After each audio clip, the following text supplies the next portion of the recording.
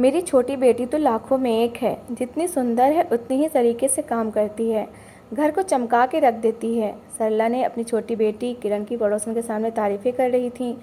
कहने लगी कि किरण तो मुझे बेड से भी उठने नहीं देती। कहती है, माँ बस आप सारी जिम्मेदारियाँ मुझ पर डाल दें, मेरा तो घर शीशे की तरह से चमकने लगा है। पड़ोसन मौसी कहने लगी, ये तो है सरला, तुम्हारा घर जब तुम्हारी बड़ी बेटी दिव्या के हाथ में था तो घर का हाल बिगड़ा था। कहने लगी, हाँ ये तो है, क्या करे भाई, इतना समझाया उसे लेकिन वो तो काम सीखना ही नहीं चाहती।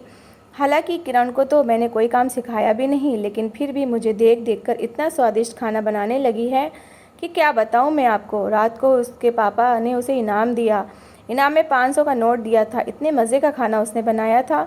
किरण किचन में खड़ी अपनी तारीफ़ें सुनकर बहुत खुश हो रही थी। अभी भी पड़ोसन के लिए चाय बना रही थी। उस समय दिव्या भी बर्तन धो रही थी, साथ साथ अपने आंसू भी साफ कर रही थी। लेकिन किरण को अपनी बहन की ज़रा भी परवाह नहीं थी, बल्कि अपनी माँ की बात उसे याद आने लगी कि माँ कहती थी उसे तो टिसवे बहाने की आदत है। असल में दिव्या किरण की सगी बहन नहीं थी, बल्कि उसके बाप की पहली पत्नी से थी। जैसे ही दिव्या पैदा हुई तो उसकी माँ का देहांत हो गया था, इसलिए उसके पिता ने दूसरी शादी सरला से कर ली। सरला वैसे तो दिव्या के साथ ठीक ही रहती थी, लेकिन कभी उसे ज़्यादा अहमियत भी नहीं दी थी। दिव्या बहुत ही खामोश स्वभाव की थी। किरण बेशक उसे माँ की तरह बहुत बातें सुना जाती थी, लेकिन दिव्या ने कभी भी उसकी बात को सीरियसली नहीं लिया था, हंसकर टाल जाती। अभी भी दिव्या बर्तन धो रही थी जब उसकी माँ बाहर बैठी छोटी बहन की तारीफ़ें किए जा रही थीं। कभी कभी तो उसका दिल बहुत उदास होने लगता तो रोने लगती। दोनों ही सुंदरता में किसी से कम न थीं, लेकिन जब भी दिव्या के लिए कोई अच्छा रिश्ता आता तो सरला उसके सामने किरण की तारीफ़ें करने लगती थीं। कहने लगती कि मेरी बेटी, छोटी बेटी तो बहुत ही प्यारी और सुघड़ है। सामने रखी चीज़ें जब रिश्ता देखने वाले खाते तो सरला यही कहती कि ये तो किरण ने बनाई है। इसलिए जो भी रिश्ता दिव्या के लिए आता वो किरण को पसंद करके चला जाता। लेकिन जब दिव्या के बाप को इस बात का पता चलता तो वो कहते कि अभी तो किरण बहुत छोटी है और जब तक दिव्या की शादी नहीं हो जाती मैं किरण की शादी बिल्कुल नहीं करूँगा। इन्हीं दिनों बहुत अमीर लोगों के रिश्ते दिव्या के लिए आने लगे थे। सरला को ये डर सताने लगा कि कहीं दिव्या की शादी बहुत अच्छे घर में ना हो जाए, इसलिए पति को समझाने लगी कि अच्छे रिश्ते का भी एक समय होता है। हम ऐसा करते हैं कि किरण का रिश्ता पक्का कर देंगे और जैसे दिव्या का कहीं रिश्ता आया तो उसका भी रिश्ता करके दोनों की एक साथ ही शादी कर देंगे। ये ना हो कि दिव्या के चक्कर में मेरी किरण की भी उम्र बढ़ जाए। उसके पति ने इस बात पर हामी भर दी कि रिश्ता बेशक किरण का पहले कर दो, लेकिन शादी पहले दिव्या की ही होगी। यूँ एक अमीर घराने से आने वाला रिश्ता जो कि दिव्या को काफ़ी हद तक पसंद कर चुका था, सरला ने किरण की तारीफ़ें कर करके उन्हें इस बात पर राज़ी कर लिया कि उन्होंने किरण के लिए हामी भर ली। लड़का भी अच्छा था और घर वाले भी अच्छे खासे अमीर घराने से संबंध रखते थे। ऊपर से लड़का इकलौता था, 3 बहनों का अकेला भाई था और सबसे बड़ी बात कि सारी बहनें शादीशुदा थीं। किरण पर उनकी कोई जिम्मेदारी ही नहीं थी। सरला के दिल की कामना जैसे पूरी हुई थी। किरण का रिश्ता तय होते ही वो बहुत खुश थी। अब उसे किसी अरे गरे रिश्ते का इंतज़ार करना था जो कि दिव्या के ससुराल वालों से कमतर हो, तभी उसे दिव्या का रिश्ता करके सुकून मिलता। ऐसे ही एक रिश्ता दिव्या के लिए आया। लड़का पढ़ा लिखा था लेकिन छोटी मोटी जॉब करता था। अच्छी जॉब की तलाश में था लेकिन मिल नहीं रही थी। घराना भी मिडिल क्लास ही था। लड़का शक्ल सूरत में भी वो किरण के मंगेतर से कम था। सरला ने तो फ़ौरन से हामी भरी और फिर एक ही दिन दोनों बहनों की शादी भी तय हो गई।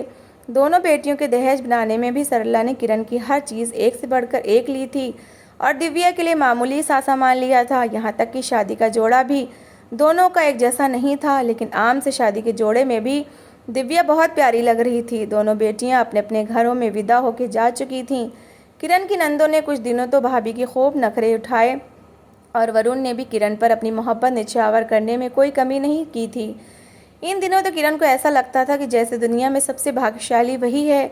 शादी के बाद जब वरुण और किरण शिमला से वापस आए तो सास ने उसे किचन का रास्ता दिखा दिया।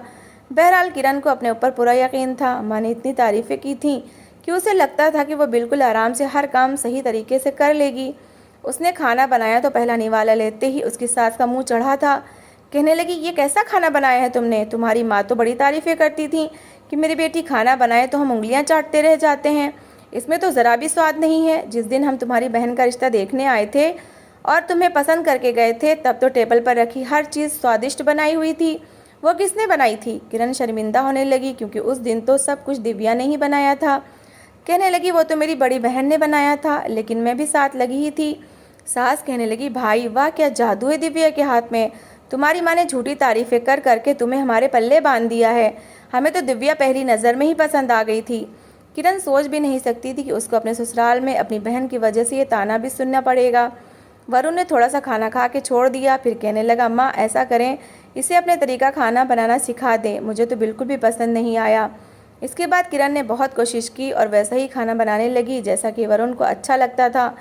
लेकिन उसकी सास हर समय यही कहती रहती, तुम्हारी माँ ने तो तुम्हारी झूठी तारीफें करके हमारी किस्मत ही बर्बाद करके रख दी है। अरे ये कपड़े धोए हैं तुमने? कॉलर पर तो वैसे ही मैल लगी है कि हाथ टूटे हुए थे तुम्हारे, इसे उतार नहीं सकती थी? अब मेरा बेटा ये शर्ट पहनकर ऑफिस जाएगा तो लोग कितनी बातें सुनाएंगे, उसकी कितनी बेइज्जती होगी। ये सुनकर वरुण पहली बार किरण पर चिल्लाया, कहने लगा, तुम इतनी फूहड़ क्यों हो?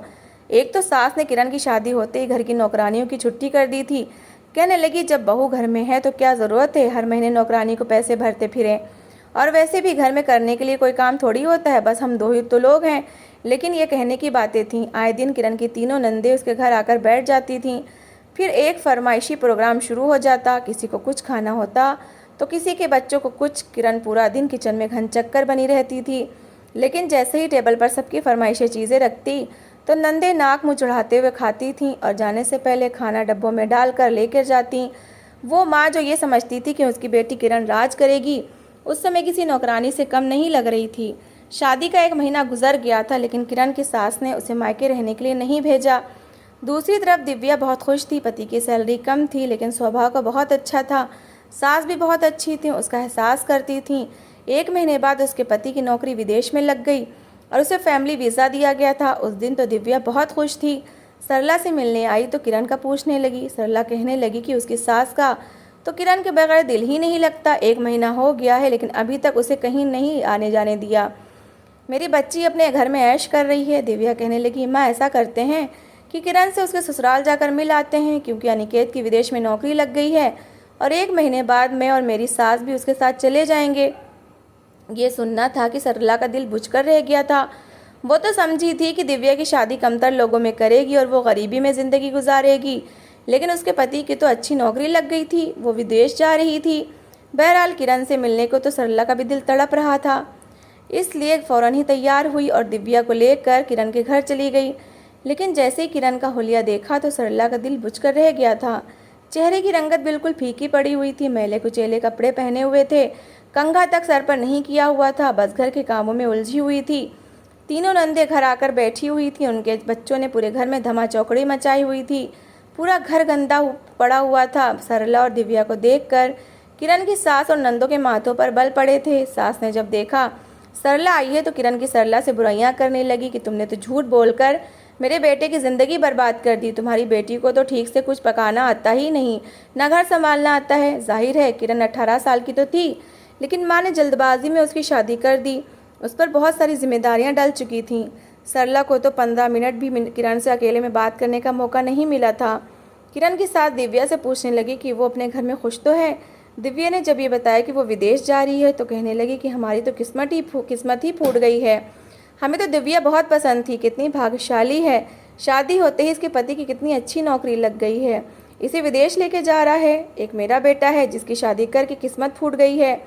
किरण की सास ने मुंह पर इतनी बातें सुना दी कि सरला जब अपने घर वापस आई तो बड़े दुखी दिल के साथ वापस आई थी। उसने तो कुछ और ही सोचा था, लेकिन हुआ सब कुछ उल्टा था।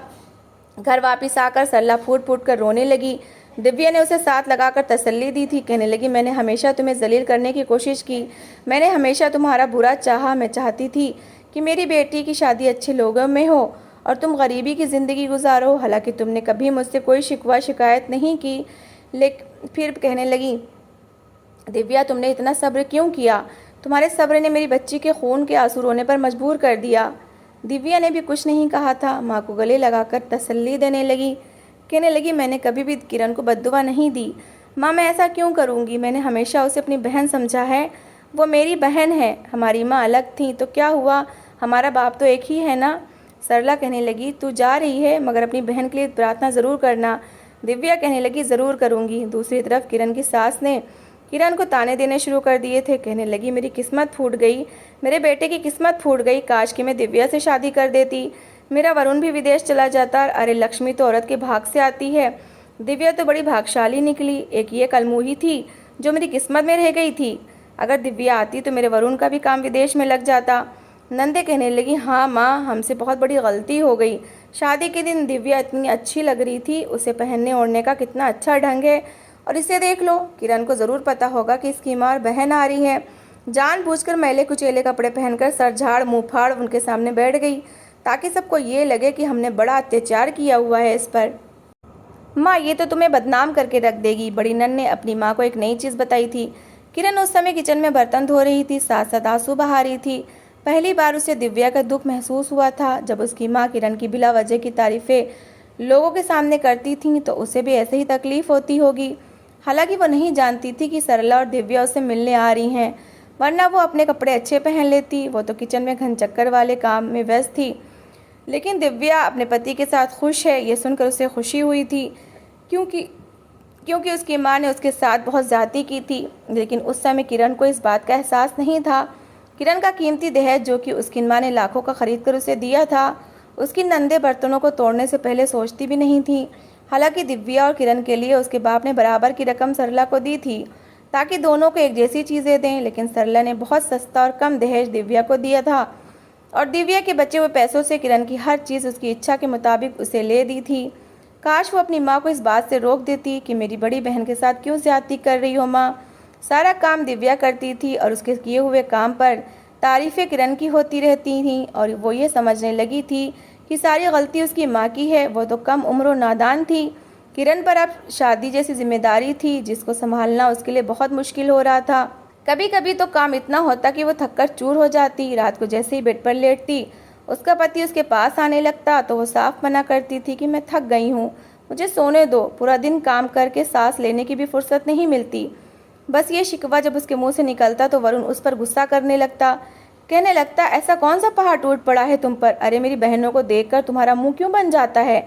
वो कौन सा रोज़ रोज़ आती हैं, लेकिन तुम मुझ पर हर समय यही जताती रहती हो कि जैसे कि वो अगर आकर तुम पर न जाने कौन सा बोझ डाल देती हैं। वो कहती, वरुण, मैंने आपसे कब कहा, लेकिन जाहिर है काम तो बढ़ जाता है। भगवान के लिए आप तो मुझ पर तरस खाएं, मुझे सोने दीजिए। वो कहता, ठीक है सोती रहो, लेकिन कल को अगर मैं अपनी इच्छाओं के लिए कहीं और मुंह मारने लगा तो शिकायत मत करना। मर्द को अगर पत्नी समय ना दे तो फिर वो बाहर की औरतों में लग जाता है। ये बात सुनकर किरण रोने लगती थी। अब उसकी रंगत पीली सी पड़ने लगी थी। खाने पीने की उसे परवाह ही नहीं होती थी। दिन को सास और नंदे चैन नहीं लेने देती थी, और रात को वरुण को भी अपना हक चाहिए होता था।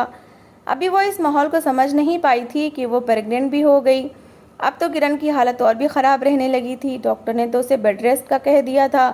डॉक्टर कहने लगी, लड़की कम उम्र है और कमज़ोर भी है। वरुण ने जब ये सुना तो अपनी माँ से कहने लगा कि आपको किरण का ख्याल रखना पड़ेगा। मुझसे डॉक्टर ने कहा है कि इसे बेड रेस्ट की ज़रूरत है। ये सुनना था कि वरुण की माँ उस पर भड़क उठी। कहने लगी, डॉक्टर का तो काम ही यही है।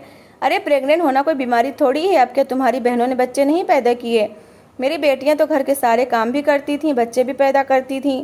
क्या तुम्हारी पत्नी अनोखी है या अनोखा लाल पैदा करके हमें देने वाली है? देख लेना, इस मामले भी में ये बदनसीब निकलेगी, तुम्हें बेटी पैदा करके देगी। ये सुनकर वरुण का व्यवहार भी किरण से बदलने लगा था। जो कुछ देर पहले किरण के लिए अपने लिए दिल में मोहब्बत और हमदर्दी की फीलिंग्स रख रहा था, माँ की बातों ने तो जैसे इन फीलिंग्स पर ओस ही डाल दी थी। अब वो भी कहने लगा कि तुम कोई अनोखा काम नहीं कर रही। लेकिन किरण की हालत ख़राब रहने लगी थी। उसे बहुत उल्टी होती थी, और उल्टी के बाद वो बेहाल होकर जब अपने बेड पर लेट जाती तो सास उसी पर सर पर खड़ी हो जाती।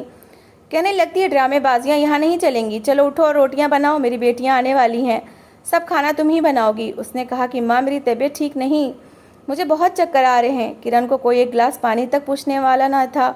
सास ने कहा कि मैं तो तुम्हारे इस ड्रामे से तंग आ चुकी हूँ, रात को वरुण को आने दो। रात को जब वरुण आया, माँ ने फिर उसके कान भरने शुरू कर दिए। वो बेचारी पूरा दिन खाना बनाकर थक हार कर अभी अपने कमरे में जाकर लेटी थी। उधर वरुण कमरे में आ गया, उस पर चीखने चिल्लाने लगा कि तुम्हें सोने के अलावा, आराम करने के अलावा और कोई काम नहीं? मेरी बहनें मायके आराम करने आती हैं और तुम उन्हें काम पर लगा देती हो। वो कहने लगी, मैंने सारा काम तो कर दिया है। वरुण कहने लगा, अब तुम झूठ भी बोलने लगी हो। तुमने क्या ड्रामा बना रखा है? मैं तुम्हारे मुंह पर खींच के थप्पड़ मार दूंगा। देखो किरण, मुझे आदत नहीं औरत पर हाथ उठाने की, लेकिन अगर तुम्हारी हरकतें ठीक ना हुई तो मैं इससे भी परहेज नहीं करूंगा। किरण खून के आंसू रोने लगती थी। जानती थी कि वो पत्थर दिल इंसान कभी भी उसकी बात को नहीं सुनेगा। अगले दिन वह सुबह उठते ही कमरे से बाहर आ गई। किचन में पहले सबका फरमाइशी नाश्ता बनाया, फिर दोपहर का खाना और फिर शाम की चाय के बाद रात के खाने की तैयारी में लगी रही। पूरा दिन उसने गुस्से के मारे कुछ नहीं खाया था। जब वरुण घर आया तो रोटियां बना रही थी। रोटियां बनाते बनाते उसे जोर का चक्कर आया। वो किचन में ज़मीन पर गिर गई। ये देखकर वरुण परेशान हुआ था, क्योंकि बेहोशी की हालत में भी वो चिल्ला रही थी और अपने पेट पर हाथ रखे हुए थी। वरुण उसे गोद में उठाकर जल्दी से गाड़ी में बिठाया, अस्पताल लेकर गया। लेकिन वही हुआ जिस बात का डर था। बहुत काम करने और खड़े रहने की वजह से किरण का मिसकैरेज हो गया था और वरुण को जब ये पता चला तो वो किरण पर भड़क उठा कि तुम शायद बच्चा ही नहीं पैदा करना चाहती थी। उसकी माँ भी उसी को ताने देने लगी और कि हाय हाय, इस लड़की ने तो अपनी ज़िद की वजह से छोटे से बच्चे की जान ले ली। फिर कहने लगी मुझे तो लगता है कि बेटा था तभी गिरने की वजह से मर गया। कितना इससे कहा कि अपना ख्याल रखो, लेकिन इसे तो अपने बच्चे से प्यार ही न था। ये चाहती ही नहीं थी कि ये माँ बने। वरुण को बस सिर्फ अपनी माँ की बातें ही अच्छी लगती थीं। बुरा भला कहकर उसे घर से निकाल दिया। बेचारी मायके में आई तो उन्हीं दिनों दिव्या भी विदेश से आई हुई थी। वह बहन की हालत देखी तो रोने लगी। कहने लगी किरण तुम्हें क्या हो गया है? आंखों के नीचे कितने गहरे काले निशान थे। रंगत पीली और काली पड़ चुकी थी। किरण हाथ जोड़कर दिव्या से कहने लगी दिव्या, अगर तुम्हारे दिल में मेरे लिए कुछ भी बुरा है तो मुझे माफ़ कर दो। मैंने तुम्हारे साथ जानबूझकर कभी कोई ज़्यादती नहीं की। मेरी माँ का किया मुझे भरना पड़ रहा है। सरला भी रोने लगी थी। सरला को अपने किए हुए व्यवहार पर अफसोस होने लगा। दिव्या कहने लगी तुम वरुण से तलाक ले लो। ऐसे इंसान के साथ ज़िंदगी गुजारना ही बेकार है। तुम्हारे लिए तलाक ही बेहतर होगी। मेरे पति का दोस्त है जो विदेश में रहता है, उससे तुम्हारी शादी करवा दूंगी। तुम बहुत खुश रहोगी। वरुण के तो होश उस समय उड़े थे जब डाइवोर्स के पेपर वरुण के घर पहुंचे थे। माँ भी ये देखकर हैरान रह गई थी। वो तो समझी थी कि किरण क्रोध होकर फिर वापस आ जाएगी। डाइवोर्स का तो वो सोच भी नहीं सकती थी। बेटियों ने जब ये देखा तो माँ के घर आना जाना छोड़ दिया। जानती थी कि अम्मा के घर जाएंगे तो कोई हमें खाना पका कर नहीं देगा, बल्कि उल्टा माँ की सेवा करनी पड़ेगी। भाई के लिए भी रोटियां बनानी पड़ेंगी। वो तो बैठकर खाने के लिए आती थी, इसलिए अपने अपने घरों में रहने लगी। माँ बीमार रहने लगी थी और कोई भी उनसे पूछने वाला न था। उन्हें भी अब एहसास हो रहा था कि उसने जो कुछ किया गलत किया। किरण बार बार डाइवोर्स की मांग किए जा रही थी, लेकिन वरुण अब जान गया था कि किरण उसके लिए क्या थी। उसे अब कदर हुई थी। न उसे ऑफिस के कपड़े धुले हुए मिलते थे और ना ही प्रेस किए हुए, न पका हुआ खाना मिलता था। घर आता था तो माँ की फिर वही बातें होती थी कि मुझसे ये सब नहीं होता, जाकर बहू की विनतियाँ करके ले आ। वो कहने लगा अगर आपने किरण के साथ वही व्यवहार रखना है तो फिर मैं उसे डाइवोर्स ही दे देता हूँ। अब अगर तुम्हारी बेटियाँ तुम्हारी सेवा के लिए यहाँ नहीं आ सकती तो उन्हें अपने नखरे उठवाने के लिए भी यहाँ आने की ज़रूरत नहीं है। मेरी पत्नी आज के बाद आपकी कोई सेवा नहीं करेगी। उस समय तो माँ को बस बहू की ज़रूरत थी। कहने लगी ठीक है, मुझे भी एहसास हो गया है कि मेरी बेटियाँ कितनी मेरी सगी थीं। इन सबसे अच्छी तो बहू है जो मुझे पूछती तो थी। सास को भी एहसास हो गया था। वरुण जाकर हाथ जोड़कर किरण को वापस लेकर आया था और इसके बाद उसने अपना व्यवहार किरण से बुरा नहीं रखा था। दिव्या भी अपनी बहन के लिए दिल से खुश थी। कभी कभी हम अत्याचार करने से पहले ये सोचते नहीं कि जिसको हम ताने दे रहे हैं उसके दिल पर क्या गुजर रही होती है, लेकिन जब भगवान की लाठी लगती है तो चीखें निकल जाती हैं। इसलिए हमें अपनी ज़ुबानों पर कंट्रोल रखना चाहिए कि कहीं हमारी ज़ुबान से किसी का दिल तो नहीं दुख रहा। तो दोस्तों, इस कहानी को लेकर आपकी क्या राय है कमेंट बॉक्स में ज़रूर बताएं। और अगर कहानी अच्छी लगी हो तो प्लीज़ लाइक करें। अगर आपने हमारे चैनल को अभी तक सब्सक्राइब नहीं किया तो ज़रूर कर लीजिए। तो मिलते हैं ऐसी ही एक मोटिवेशनल कहानी के साथ। Thanks for watching.